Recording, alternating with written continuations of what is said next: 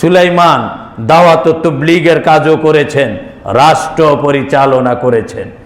আবার ইউসুফ আলাইহিস সালাতু ওয়াস সালাম দাওয়াত ও তাবলীগের কাজও করেছেন, রাষ্ট্র পরিচালনা করেছেন। আমার নবী মুহাম্মদুর রাসূলুল্লাহ সাল্লাল্লাহু আলাইহি ওয়াসাল্লাম রাষ্ট্র পরিচালনার কাজও করেছেন, মসজিদ চালাইছেন, মাদ্রাসা চালাইছেন। কোরআন শরীফের আয়াত কদ আফলাহা মান যাক্কাহা, তাজকিয়ায়ে নফস, আত্মশুদ্ধি, খানকাও চালাইছেন, দেশও চালাইছেন। এর মানে মুসলমান আল্লাহ তাআলা তিনটি জায়গা থেকে কোট করে আমার সংক্ষিপ্ত সময় আপনাদের জেহানে এতটুকু দিতে চেয়েছি, ইসলাম কোনো সীমাবদ্ধ নয়। ইসলাম মসজিদে সীমাবদ্ধ নয়, ইসলাম খানকায় সীমাবদ্ধ নয়, ইসলাম মাদ্রাসায় সীমাবদ্ধ নয়, ইসলাম শুধু ময়দানে যুদ্ধ জেহাদেও সীমাবদ্ধ নয়। ইসলামের প্রয়োজন যখন যেখানে সেখানেই কাজ করা ঈমানি দায়িত্ব, নবীওয়ালা কাজ। এই জন্য আজকে যারা তাবলীগকেই কাজ মনে করেছেন অন্ধকারে আছেন, যারা যুদ্ধ জিহাদকেই শুধু কাজ বানিয়ে নিয়েছেন তারাও অন্ধকারে আছেন, যারা শুধু মসজিদকেই ইবাদতের জায়গা বানাইছেন তারা ভণ্ড, অন্ধকারের মধ্যে আছেন।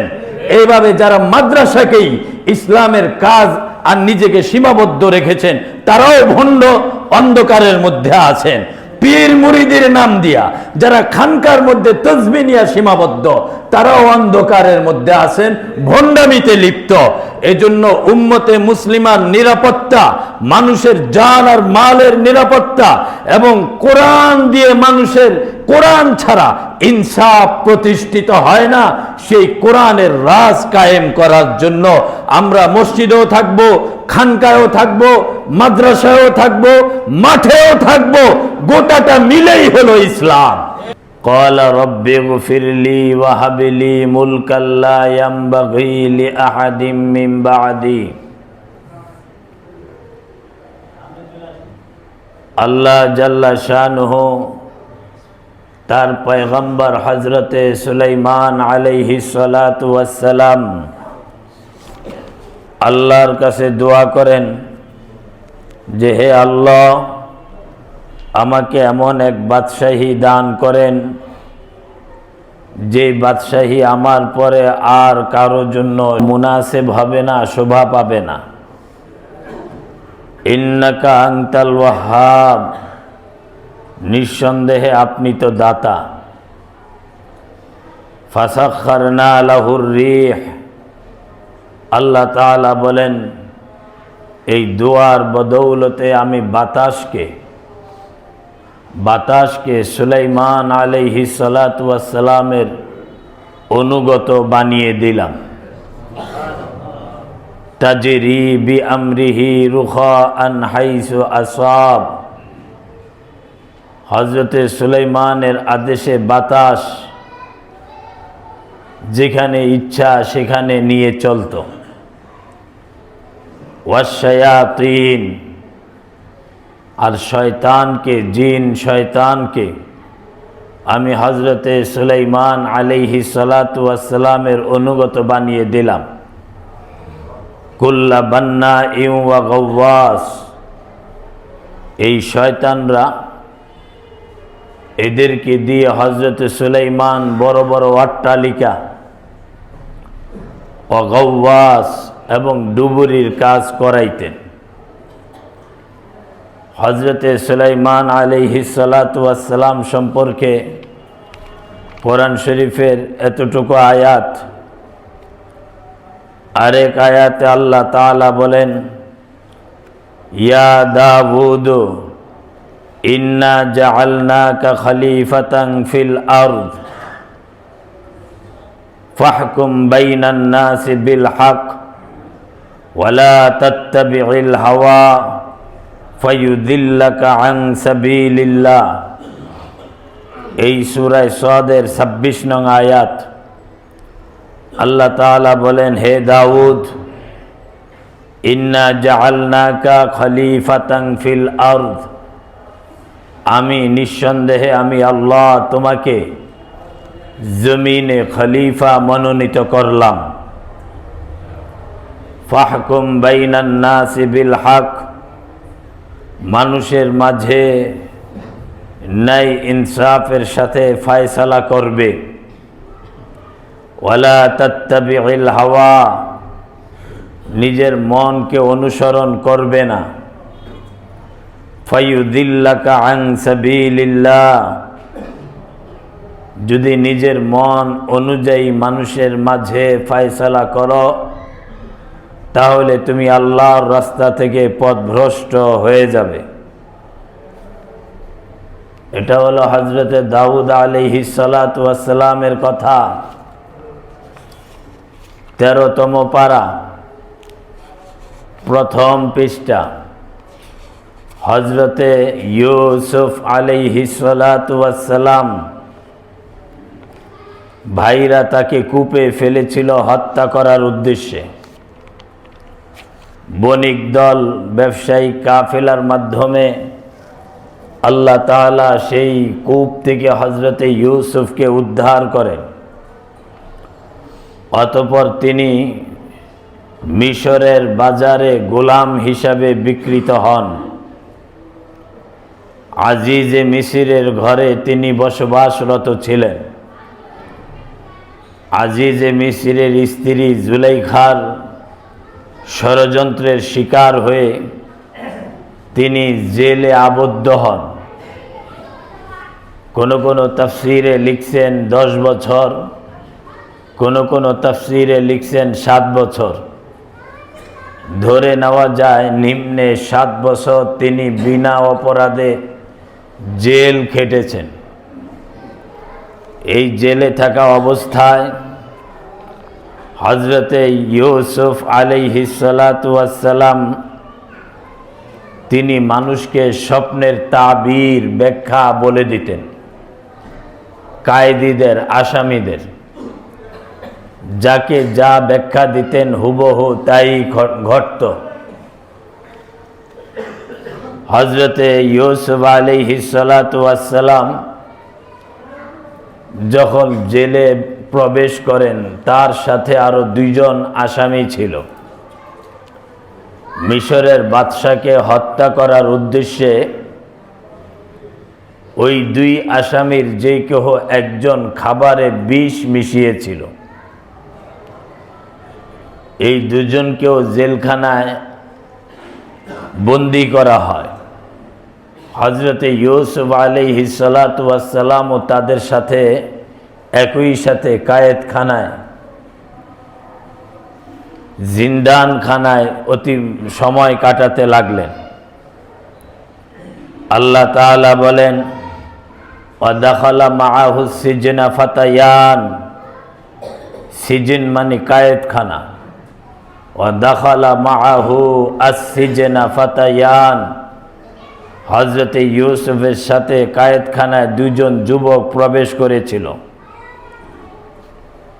জেলখানার ভিতরে ইউসুফ আলাইহিস সালাতু ওয়াস সালাম স্বপ্নের ব্যাখ্যা দিতেন, পাশাপাশি মুআজিজা স্বরূপ কায়েদীদের খাবারের কি ব্যবস্থা এটা কায়েদীরাও জানে না। জেল কর্তৃপক্ষ ছাড়া কায়েদীরা জানে না। হযরতে ইউসুফ 1 সপ্তাহ পরে শনিবারে দুপুর বেলায় তোমাদেরকে কি খাবারের মেনু কি হবে, 1 মাস পরে 1 তারিখের দুপুরে বা রাতে খাবারের মেনু কি হবে, হযরতে ইউসুফ আলাইহিস সালাতু ওয়াস সালাম বলে দিতেন।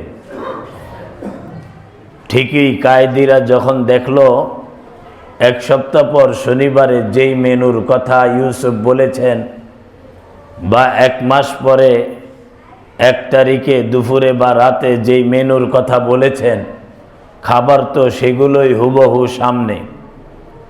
ফলে কায়েদখানা, জেলখানার বন্দীরা হযরতে ইউসুফ আলাইহিস সালাতু ওয়াস সালামের কাছে নমনীয়তা প্রকাশ করলেন এবং সেখানেই তিনি দাওয়াত ও তাবলীগ, দাওয়াত ইলাল্লাহর কাজ শুরু করে দিলেন। যেই 2 জন আসামি বাদশার খাবারে বিষ মিশিয়েছিল ওই দুইজন আসামির বক্তব্য আল্লাহ তাআলা কোরআন শরীফে তুলে ধরেছেন। ক্বালা আহাদুহুমা, তাদের একজন বলল, ইন্নী আরানি আ'সিরু খামরা, আমি স্বপ্নে দেখেছি আঙ্গুর চিবায়া রস বের করতেছি।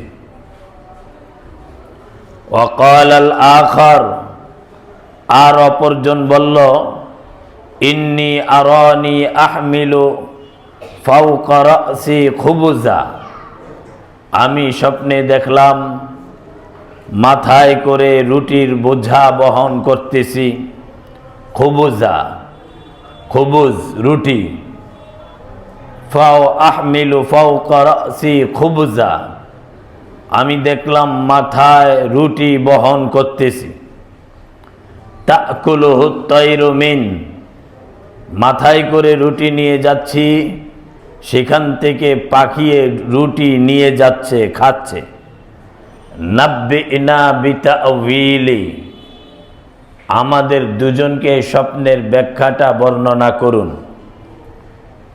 ইন্না নারাকা মিনাল মুহসিনিন, আমরা আপনাকে নেককার দেখতে পাচ্ছি, সৎ ভালো মানুষ হিসাবে আপনাকে আমরা দেখছি। হযরতে ইউসুফ আলাইহিস সালাতু ওয়াস সালাম তাদের এই স্বপ্নের ব্যাখ্যা দিলেন। ইয়া সাহিবাই সিজিন, হে জেলবন্দি সাথী, আম্মা আহাদুকুমা ফায়াসকি রব্বাহু খামরা, তোমাদের দুজনের যিনি দেখছ আঙ্গুর চিবায়া রস বের করতেছ, আল্লাহ তাআলা তাকে বেকসুর খালাস দান করবেন, নিরাপদ সাব্যস্ত হয়ে তিনি মুক্তি পাবেন, আর বাদশার সেই জুস আঙ্গুরের রস ইত্যাদির কাজে আবার নিয়োজিত হবেন। ওয়া আম্মাল আখার, আর অপর ব্যক্তি যার মাথায় রুটি, যিনি রুটি বহন করতেছ আর ওই রুটি পাখি বা কাকে নিয়ে যাচ্ছে, খাচ্ছে, ফায়ুসলাবু, তাকে শুলে চড়ানো হবে। এটা হইল ফায়সালা। ঠিকই দেখা গেল যে ব্যক্তি আঙ্গুর চিবায়া রস বের করে সে বেকসুর আদালত থেকে মুক্ত হয়ে গেল, আর যে ব্যক্তির মাথা থেকে রুটি পাখিয়ে খাচ্ছে তার শুলে চড়িয়ে তার মৃত্যুদণ্ড কার্যকর করার অনুমতি হলো।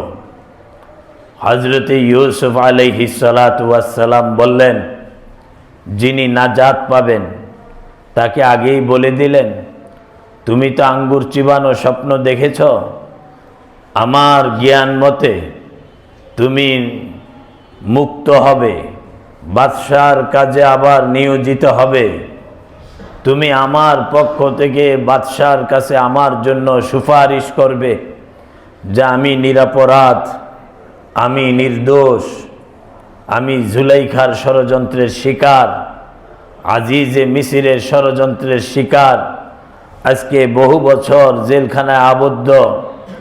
বাদশাহ যদি আমার প্রতি দয়াশীল হয় তাহলে আমাকে আল্লাহ তাআলা বাদশাহর উসিলায় জেলখানা থেকে মুক্ত করতে পারেন।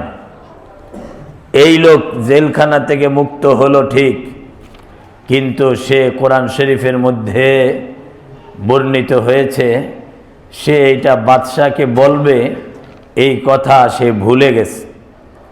কোরআন শরীফের সূরা ইউসুফের মধ্যে ৪২ নং আয়াতে আল্লাহ বলেন, ফাআনসাহুশ শাইতান, আঙ্গুর চিবানোওয়ালা তিনি বলতেছেন, ফাআনসাহুশ শাইতান, ইউসুফের কথা শয়তান আমাকে ভুলিয়ে দিয়েছে, যিকর রব্বি, যে মালিকের কাছে ইউসুফের আলোচনা করব এটা আমাকে শয়তান ভুলিয়ে দিয়েছে। ফালা বিসা ফিস সিজনি বিদআ সিনিন, শয়তান ভুলিয়ে দেওয়ার কারণে আরো কয়েক বছর হযরত ইউসুফকে জেলখানায় দিন কাটাতে হয়েছে। মিশরের বাদশাহ স্বপ্নে দেখলেন সাবা বাকারাত, 7টা গাভী, বাকারাত গাভী, ষাঁড় নয় গাভী, সিমান, স্বাস্থ্য ভালো সবল, ইয়াকুলুহুন্না সাবউন ইজাফ, এই সবল তরতাজা গাভীগুলোকে দুর্বল 7টা গাভী খেয়ে ফেলতেছে। উল্টা, যেখানে সবলগুলো দুর্বলগুলোকে আক্রমণ করবে, সেখানে দুর্বলগুলো সবলগুলোকে আক্রমণ করে ইয়াকুলুহুন্না খেয়ে ফেলতেছে। ওয়া সাবআ সুম্বুলাতিন খুজর, আর 7টা শস্য, ধরেন ধান গাছ সবুজ, 7টা শস্য, ওয়া উখারা তরতাজা শস্য সবুজ, ওয়া উখারা ইয়া বিসাত, আর 7টা হলুদ বা শুকনা শস্য। শুকনা শস্যগুলো সবুজ শস্যগুলোকে পেঁচায়া ধরতেছে, সবুজগুলো সতেজগুলো শুকনা মানে অর্থাৎ মরে যাচ্ছে। এইটা স্বপ্ন দেখলেন বাদশাহ। 7টা সবল গাইকে 7টা দুর্বল গাই খেয়ে ফেলতেছে, 7টা সবুজ শস্য তরতাজা শস্যকে 7টা শুকনা মৃত শস্য পেঁচায়া তরতাজাগুলোকেও মেরে ফেলতেছে। এটা বাদশাহ দেখে তার জ্যোতিষদেরকে ডাকলো, ইয়া আইয়ুহাল মালাউ আফতুনি, হে রাজ পরিষদ বর্গ, আফতুনি ফি রুইয়ায়া, আমাকে পরামর্শ দাও আমার স্বপ্নের বিষয়। ইন কুনতুম লিররুইয়া তা'বুরুন, যদি তোমরা স্বপ্নের তা'বুরুন তা'বীর ব্যাখ্যা দেওয়ার ক্ষমতা রাখো।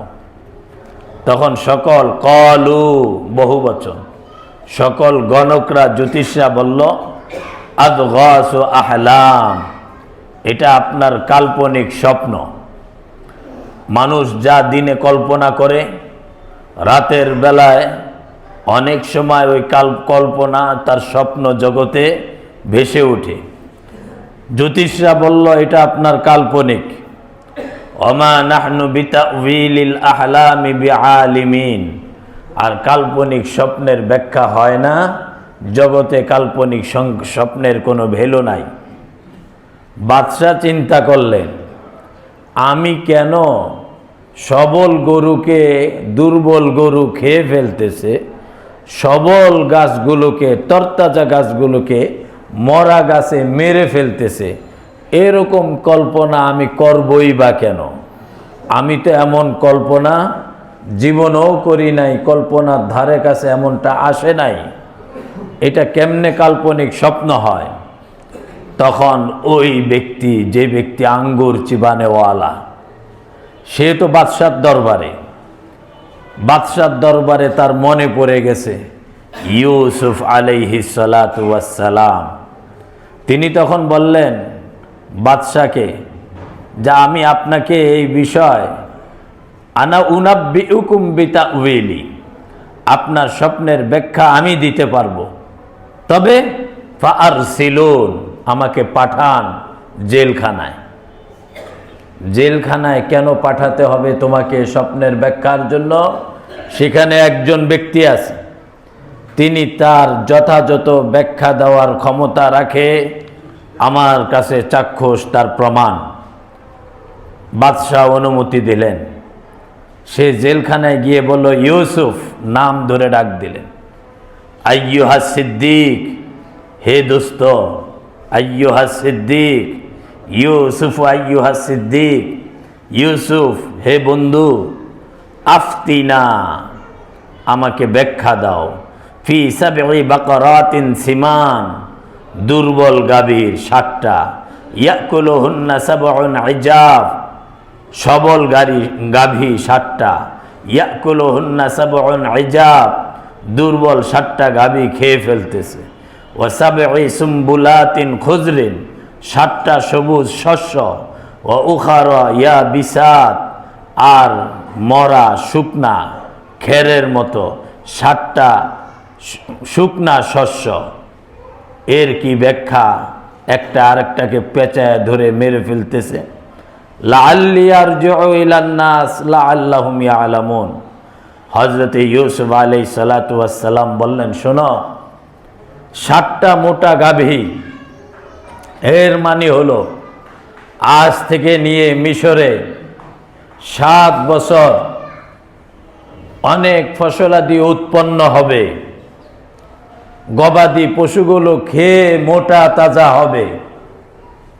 7 বছর পর মিশরে দুর্ভিক্ষ দেখা দিবে। 7 বছর লাগাতার দুর্ভিক্ষ থাকবে। ওই সময় পশু পাখি, গবাদি পশু যেগুলি মোটা, এগুলো না খায়া একদম দুর্বল হয়ে যাবে।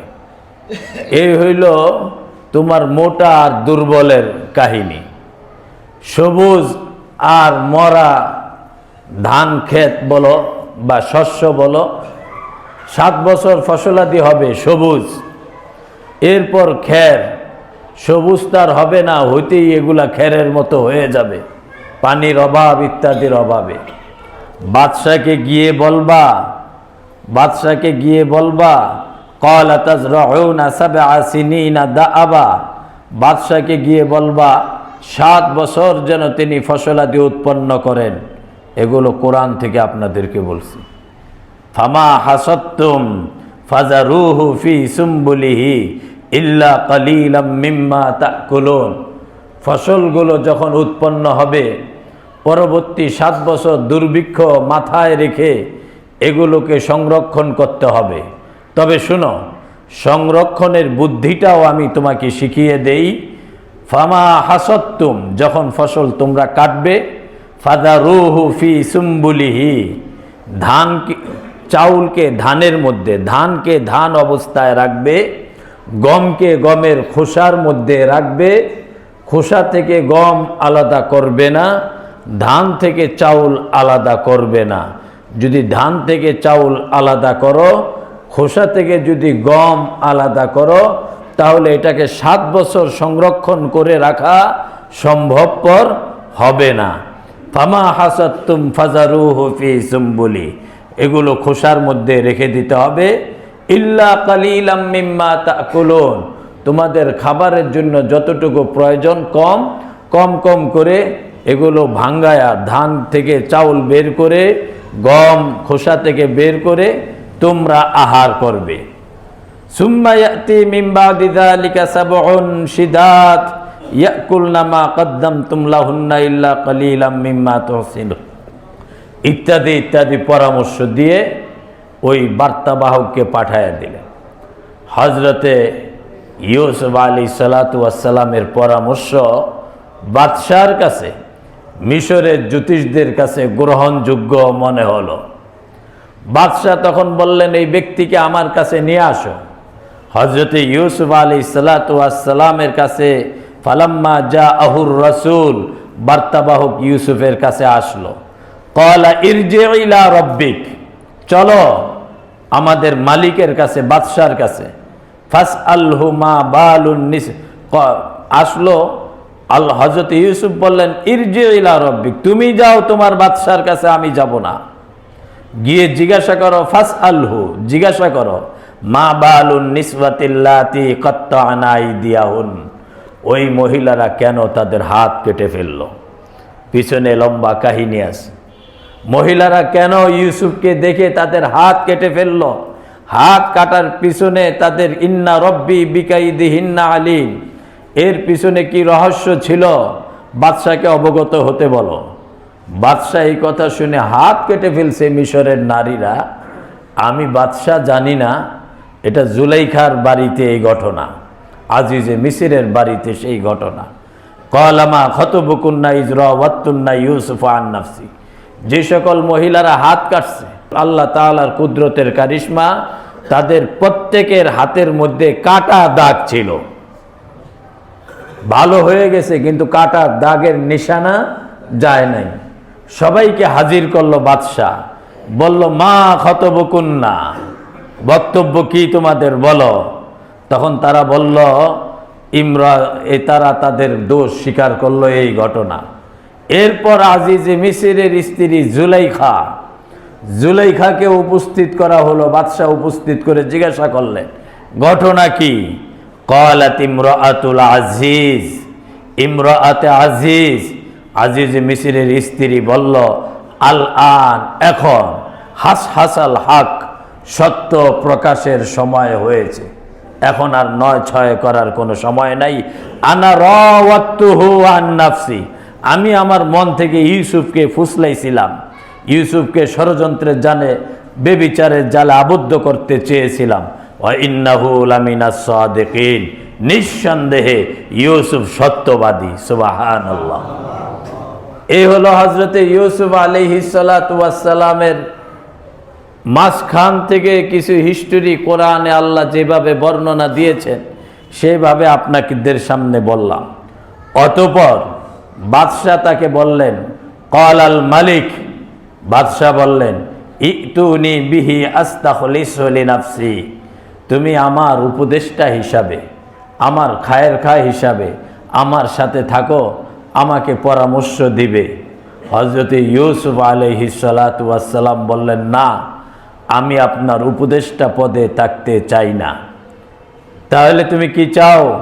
হযরত ইউসুফ, সূরা ইউসুফের 55 নম্বর আয়াত, ইজআলনি আলা খাজাইনিল আরদ, বাদশাহ আপনি আমাকে জমিনের খাজানা, অর্থাৎ এই জমিনের নিচে যা আছে, জমিনের উপরে যা আছে সম্পদ, এই জমিনের খাজানা, এই জমিনের সম্পদের উপর আপনি আমাকে নিয়োগ দান করেন। কারণ ইন্নী হাফিজুন আলিম, আমি এগুলোকে সংরক্ষণ করতে পারবো, আর সংরক্ষণের জ্ঞান আল্লাহ আমাকে দান করেছেন। সুবহানাল্লাহ। বাদশাহ তখন হযরতে ইউসুফকে খাদ্যমন্ত্রী বলেন, বাণিজ্য মন্ত্রী বলেন, কৃষি মন্ত্রী বলেন, জমিনের খাজানার উপর, জমিন থেকে ইনকামের যত সোর্স আছে এগুলোর বিষয় বাদশাহ এককভাবে হযরতে ইউসুফ আলাইহিস সালাতু ওয়াস সালামকে দায়িত্ব দিয়ে দিলেন। হযরতে ইউসুফ 7 বছর ফসলাদি উৎপন্ন হলো, সংরক্ষণ করলেন। 7 বছর যখন দুর্ভিক্ষ দেখা দিল, মিশরের মানুষকে অল্প টাকায় রেশন যেমন বিতরণ হয়, অল্প টাকায় মানুষকে খাদ্য বিতরণ করা শুরু করলেন। এরপরেও মিশরের কোষাগারে এত পরিমাণ খাদ্য তিনি দেখলেন পুরা পৃথিবীর মানুষ খেলেও মিশরের খাদ্যের ঘাটতি হবে না, অন্তত 7 বছর ঘাটতি হবে না। ঘোষণা দিয়ে দিলেন, মিশরের আশেপাশে তোমরা যদি খাবার নিতে চাও, একজনের জন্য এই পরিমাণ বরাদ্দ এত টাকায়, একজনে পাবে কথার কথা 10 কেজি 10 টাকায়, এইভাবে আমরা খাবার বিক্রি করতে রাজি আছি। হযরতে ইউসুফের ভাইরা কেনান থেকে আসলেন খাবার নেওয়ার জন্য। ইউসুফ আলাইহিস সালাতু ওয়াস সালাম দেখে চিনে ফেললেন, বললেন, তোমরা কয় ভাই, কেমনে কি? আর ওই ভাইরা তো কল্পনাও করে নাই যেই ভাইকে কূপের মধ্যে ফেলে দিছি হত্যা করার জন্য, যেই ভাই মিশরের বাজারে গোলাম হিসাবে বিক্রি হয়েছে, ওই ভাই এখন মিশরের খাদ্যমন্ত্রী বা বাণিজ্য মন্ত্রী বা কৃষি মন্ত্রী হবে, এটা তো তাদের মাথায় নাই। অনেক দিনের ব্যবধানে দাড়ি দুড়ি সাদা হয়ে গেছে, বেশকম হয়ে গেছে, চেহারাও বুঝতে পারে নাই। পরের বছর তোমরা যখন আসবে, তোমাদের ওই বিনয়ামিন ভাইকেও নিয়ে আসবে, আমি তোমাদেরকে আরও বেশি খাবার দিব। টাকাগুলো বস্তার মধ্যে ঢুকিয়ে ফেরত দিয়ে দিলেন। হযরতে ইয়াকুব আলাইহিস সালাতু ওয়াস সালাম খুশি হয়ে গেলেন, মিশরের এই বাদশাহ কত উদার যে নবী ফ্যামিলিকে টাকাগুলো ফেরত দিয়ে দিছেন। টাকা না থাকলে তো আসবে না, টাকা থাকলে তো আসবে। হযরতে ইউসুফ রাজনৈতিক ব্রেনে টাকা ফেরত দিলেন। পরের বছর যখন ইয়ামিন সহ আসলো, বিনয়ামিনকে কানে কানে বলে দিলেন, তুমি বিনয়ামিন আর আমি ইউসুফ। সুবহানাল্লাহ। যে কোনো কৌশলে আমি তোমাকে, ইন্নী আনা আখুক, আমি তোমার ভাই, ফালা তাবতাইস বিমা কানু ইয়ামালুন, তুমি কোনো টেনশন করবা না, যে কোনো উপায় তোমাকে আমি আমার কাছে রেখে দিব। এইভাবে হজরতে ইউসুফ আলাইহিস সালাতু ওয়াস সালাম ভাইকে আটকাইলেন, অতঃপর বাপ মাকে মিশরে এনে উপস্থিত করলেন। উপস্থিত যখন হলো বাপ মা ভাই বোন সবাই হজরত ইউসুফের কাছে যখন মাথা নত হয়ে গেল, তখন তিনি বললেন, ইয়া আবাতি, হে আব্বা, হাযা তা'উইলু রুইয়া মিন ক্বাবল, এটা হলো ওই স্বপ্ন যেটা ইতিপূর্বে আমি দেখেছিলাম। চন্দ্র সূর্য আমাকে সেজদা করে, আরো 11টা নক্ষত্র আমাকে সেজদা করে। সেই চন্দ্র সূর্য হলেন আপনারা বাবা মা, আর 11 নক্ষত্র হলো আমার এই 11 ভাই, আমি সহ 12 জন। হাযা তা'উইলু রুইয়া মিন ক্বাবল ক্বাদ জাআলাহা রাব্বি হাক্কা। পিয়ারা হাজিরিন, এটা গেল হযরত ইউসুফ আলাইহিস সালাতু ওয়াস সালামের কথা। আমি কোন দিকে যাচ্ছি আপনারা এখনো টের পাচ্ছেন না। সুলাইমান আলাইহিস সালাতু ওয়াস সালামকে আল্লাহ তাআলা কোরআন শরীফের মধ্যে বলেন, উল্লিমনা মানতিকাত তায়র, আমাকে আল্লাহ পাখির ভাষা জ্ঞান দান করেছেন। সুবহানাল্লাহ। সুলাইমান আলাইহিস সালাতু ওয়াস সালামের সেনাবাহিনী পুরা পৃথিবীতে রাজত্ব করেছেন। কোরআন শরীফের সূরা নামলে বলেন, ও হুশির আলী সুলাইমান জুনুদুহু মিনাল জিন, তার সেনাবাহিনীর এক অংশ ছিল জিন জাতি, এক অংশ ছিল জিন। একটু আগে শুরুতে ওয়াশায়াতিন, আল্লাহ তাআলা সুলাইমানকে বাদশাহী দান করেছেন, শয়তানকে তার অনুসারী বানায় দিয়েছেন। এই জিন জাতি ছিল এক অংশ সুলাইমানের বাহিনী। অল ইংস, মানুষও ছিল, ওয়াত-তায়র, পাখিও ছিল। জিন, মানুষ, পাখি, এই 3 জাতের সম্মিলিত সেনাবাহিনী ছিল হযরতে সুলাইমান আলাইহিস সালাতু ওয়াস সালাম। কোনো গোপন তথ্য ষড়যন্ত্র উদ্ঘাটন করার জন্য জিন পাঠায়া দিতেন। কোন স্থান পরিদর্শনের জন্য এইভাবে কোন স্থানের কি অবস্থা, পাখি পাঠায়া দিতেন। এরপর তিনি মানুষ ফৌজ নিয়ে সেখানে অ্যাকশনে যেতেন। কোন দিক থেকে আক্রমণ করা হবে, কোন দিক থেকে আক্রমণ করলে তাদেরকে পরাস্ত করা যাবে, জিন জাতি, পাখি জাতি হযরতে সুলাইমানকে সহযোগিতা করেছেন। এমন ক্ষমতা পৃথিবীর আর কেহ পাবে? আর কেহ পাবে না। আল্লাহর রসুল মুহাম্মদুর রাসূলুল্লাহ সাল্লাল্লাহু আলাইহি ওয়াসাল্লাম, লম্বা কথা বলার সময় নেই, আমি শেষ প্রান্তে। তিনি মসজিদে নববীর ইমাম ছিলেন, কথা ঠিক? তিনি মসজিদে নববীর খতিব ছিলেন, মানেন আপনারা? তিনি মসজিদে নববীর খতিব ছিলেন, তিনি মসজিদে নববীর ইমাম ছিলেন। এতে বোঝা গেল নবী মসজিদ পরিচালনা করেছেন, মসজিদ নির্মাণও করেছেন, প্রতিষ্ঠা করেছেন। সেই ইতিহাসের দিকে যাচ্ছি না। জনাবে মুহাম্মদুর রাসূলুল্লাহ সাল্লাল্লাহু আলাইহি ওয়াসাল্লাম, আসহাবে সুফফার ছাত্ররা নবীজির কাছে পড়াশোনা করেছেন। আবু বকর কোরআনের হাফেজ, ওমর হাফেজ, ওসমান হাফেজ, আলী হাফেজ, যায়েদ বিন সাবিত কোরআনের হাফেজ, আব্দুল্লাহ ইবনে আব্বাস কোরআনের শ্রেষ্ঠ মুফাসসির। রসুলের পরে উম্মতের মাঝে, সাহাবায়ে কেরামের মাঝে আব্দুল্লাহ ইবনে আব্বাস কোরআনের শ্রেষ্ঠ মুফাসসির। হযরত আবু হুরায়রা শ্রেষ্ঠ মুহাদ্দিস, হযরতে আব্দুল্লাহ ইবনে মাসউদ শ্রেষ্ঠ মুফতি। মহিলাদের মাঝে হযরত আয়েশা সিদ্দিকা শ্রেষ্ঠ মুহাদ্দিস। এরা সবাই রসুলের ছাত্র। এতে বোঝা গেল মাদ্রাসা শিক্ষা, হাফেজ তৈরি করা, আলেম তৈরি করা, মুফাসসির তৈরি করা, মুহাদ্দিস তৈরি করা, মুফতি তৈরি করা, এইভাবে মহিলাদের মাঝেও রসুলের ছাত্র। রসুল মাদ্রাসার দায়িত্ব পালন করেছেন, রসুল মাদ্রাসার দায়িত্ব পালন করেছেন। জনাবে মুহাম্মদুর রাসূলুল্লাহ, বদরের যুদ্ধ সংগঠিত হলো, চিফ কমান্ডার মুহাম্মদুর রাসূলুল্লাহ। উহুদ চিফ কমান্ডার মুহাম্মদুর রাসূলুল্লাহ। খাইবার চিফ কমান্ডার মুহাম্মদুর রাসূলুল্লাহ। খন্দক চিফ কমান্ডার জনাবে মুহাম্মদুর রাসূলুল্লাহ। তাবুক চিফ কমান্ডার জনাবে মুহাম্মদুর রাসূলুল্লাহ।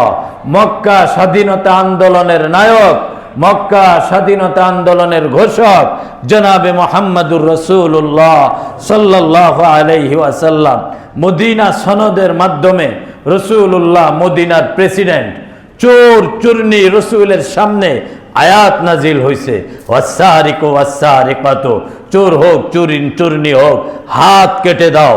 মার্ডার কেসের আসামি রসুলের সামনে আল্লাহর রসুলের উপর আয়াত নাজিল হয়েছে, কুতিবা আলাইকুমুল কিসাস, গর্দান উড়ায়া দাও। এভাবে জনাবে মুহাম্মদুর রাসূলুল্লাহ সাল্লাল্লাহু আলাইহি ওয়াসাল্লামের সামনে জিনা বেবিচারের আসামি সামনে রসুল অর্ডার দিয়েছেন গর্ত খনন করে পাথর নিক্ষেপ করে তার মৃত্যু দণ্ড কার্যকর করো। অর্থাৎ এই ক্ষমতাগুলো রসুল প্রয়োগ করেছেন কখন? যখন তিনি রাষ্ট্রীয় ক্ষমতার মসনদে আসীন। সুবহানাল্লাহ। আমি এইটুকু কথা এতটুকু বুঝাইতে চেয়েছি শিক্ষিত সমাজ। সুলাইমান দাওয়াত ও তাবলীগের কাজও করেছেন, রাষ্ট্র পরিচালনা করেছেন। আবার ইউসুফ আলাইহিস সালাতু ওয়াস সালাম দাওয়াত ও তাবলীগের কাজও করেছেন, রাষ্ট্র পরিচালনা করেছেন। আমার নবী মুহাম্মদুর রাসূলুল্লাহ সাল্লাল্লাহু আলাইহি ওয়াসাল্লাম রাষ্ট্র পরিচালনার কাজও করেছেন, মসজিদ চালাইছেন, মাদ্রাসা চালাইছেন। কোরআন শরীফের আয়াত কাদ আফলাহা মান যাক্কাহা, তাজকিয়ায়ে নফস, আত্মশুদ্ধি, খানকাও চালাইছেন, দেশও চালাইছেন। এর মানে মুসলমান আল্লাহ তাআলা তিনটি জায়গা থেকে কোট করে আমার সংক্ষিপ্ত সময় আপনাদের জেহানে এতটুকু দিতে চেয়েছি, ইসলাম কোনো সীমাবদ্ধ নয়, ইসলাম মসজিদে সীমাবদ্ধ নয়, ইসলাম খানকায় সীমাবদ্ধ নয়, ইসলাম মাদ্রাসায় সীমাবদ্ধ নয়, ইসলাম শুধু ময়দানে যুদ্ধ জেহাদেও সীমাবদ্ধ নয়। ইসলামের প্রয়োজন যখন যেখানে সেখানেই কাজ করা ঈমানি দায়িত্ব, নবীওয়ালা কাজ।